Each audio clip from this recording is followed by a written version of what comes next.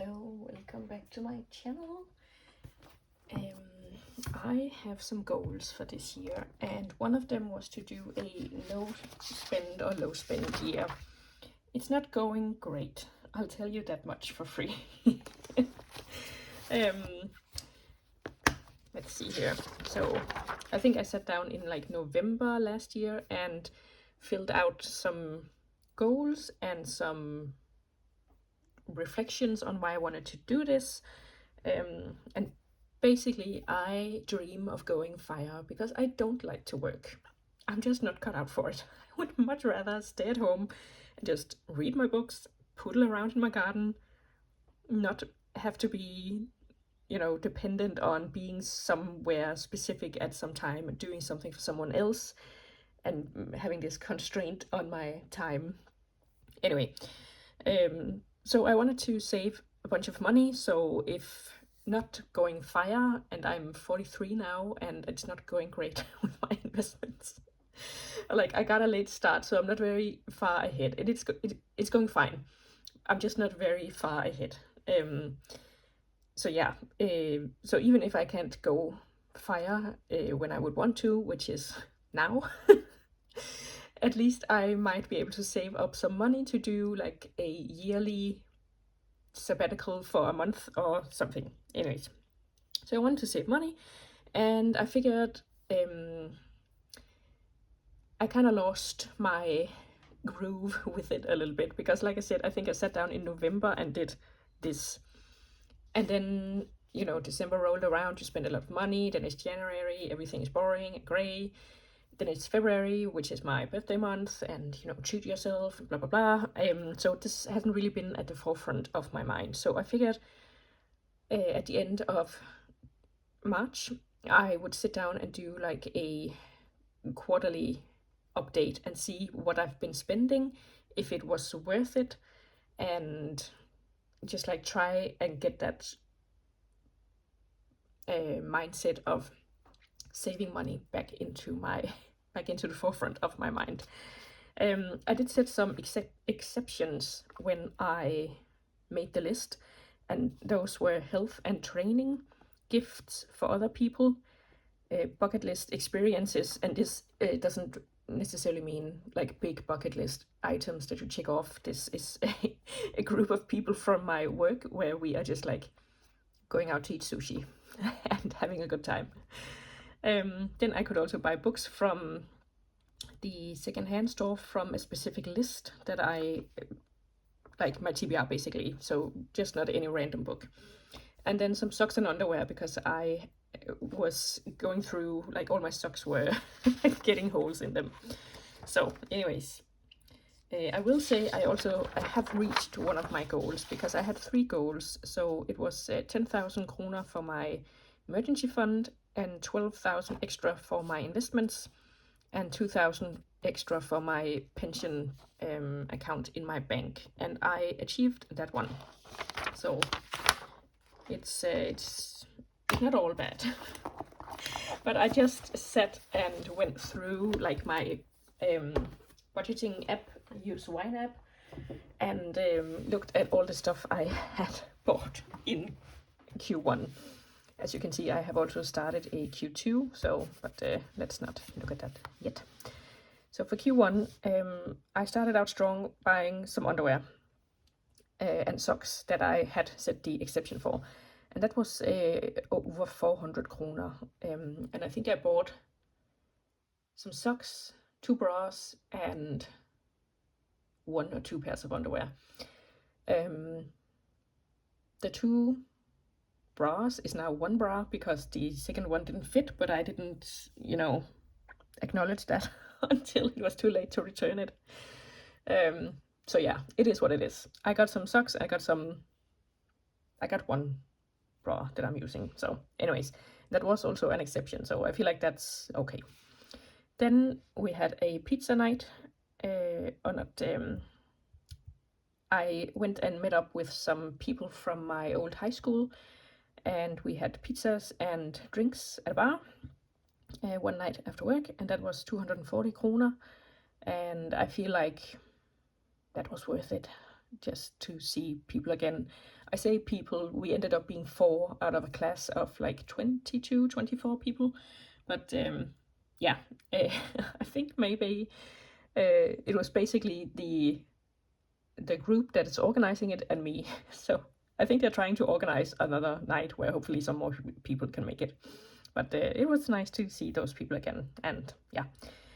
Then I had just a cozy dinner night with some of my colleagues, where I paid 70 kroner for the food, and that was also totally worth it. Then I bought pictures for my scrapbook. Each year I make a big scrapbook of all the stuff that has happened throughout that year.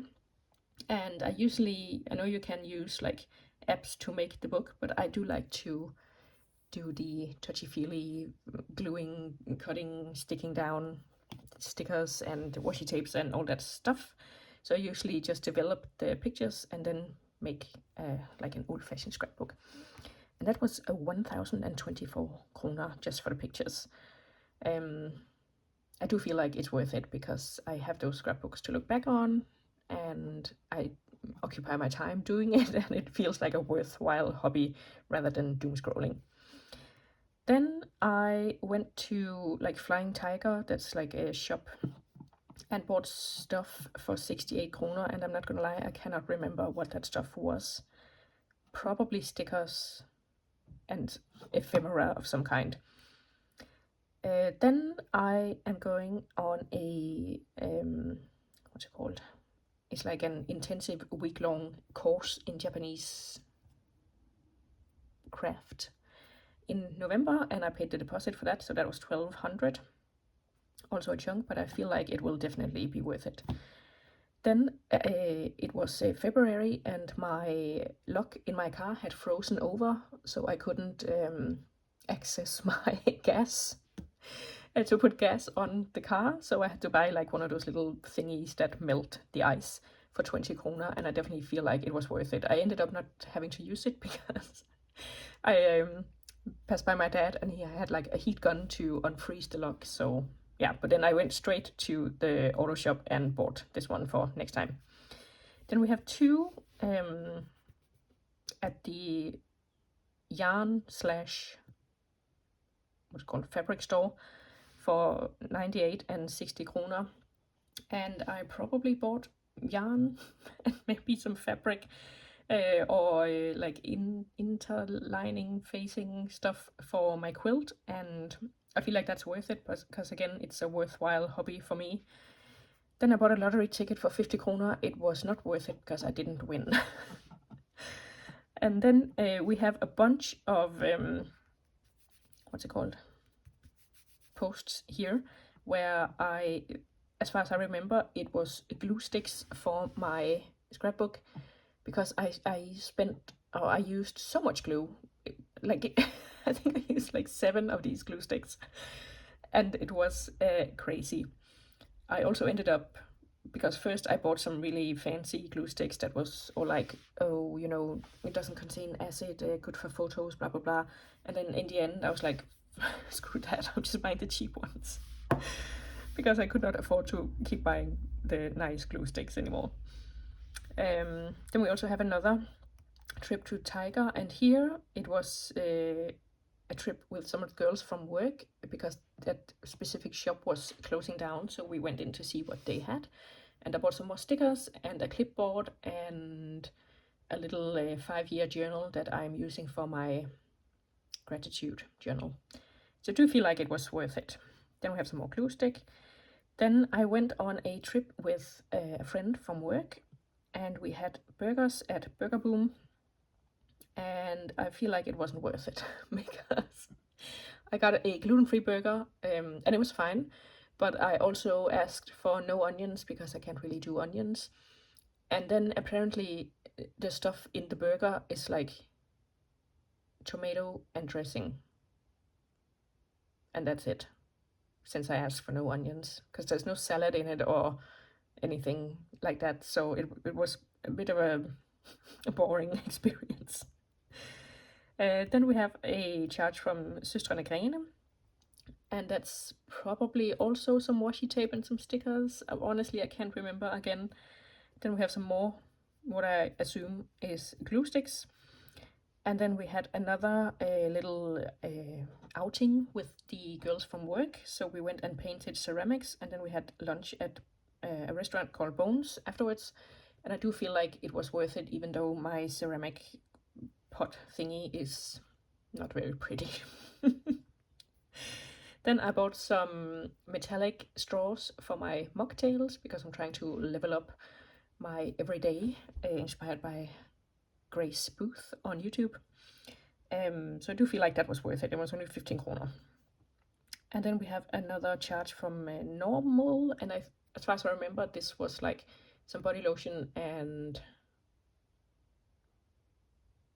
maybe some shampoo or something, like stuff like that, where I didn't really need to buy it here, but you know, sometimes, usually I use stuff that's not scented and just like the basic boring stuff, and so every once in a while I get like really, you know, I just really want to have something that smells of something else.